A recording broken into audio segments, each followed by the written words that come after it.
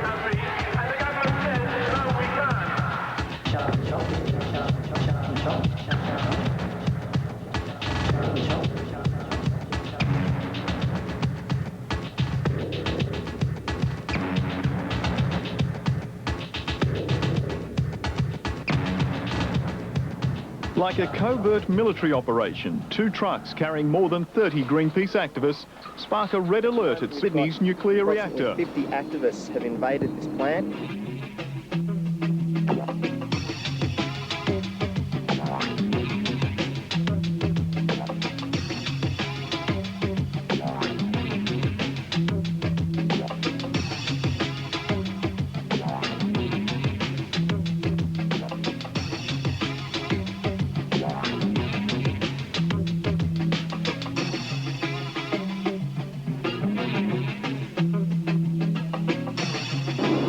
We are arse spanking, kicking them.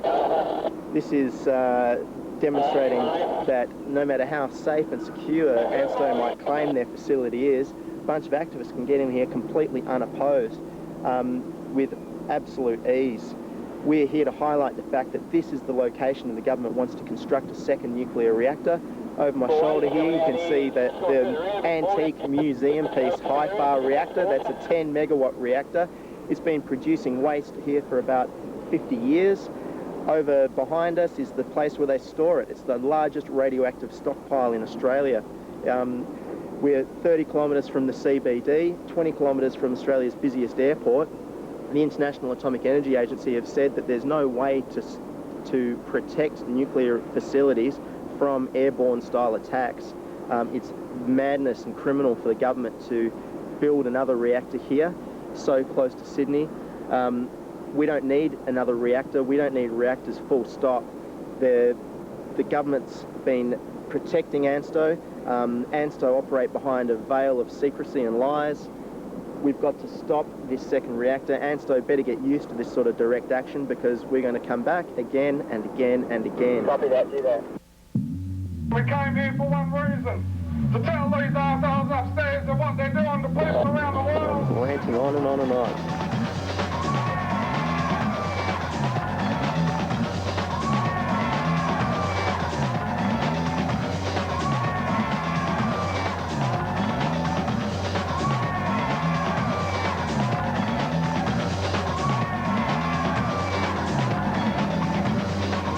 Got activists on top of the reactor containment building. This is the ancient nuclear reactor that they have operating. We have activists on the roof of building number 27. Building number 27 is Australia's largest radioactive waste dump.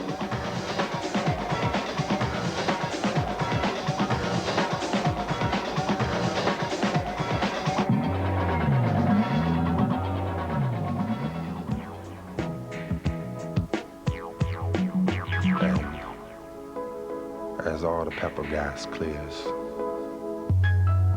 and police and protesters go home, just as the morning dew are teardrops of the night.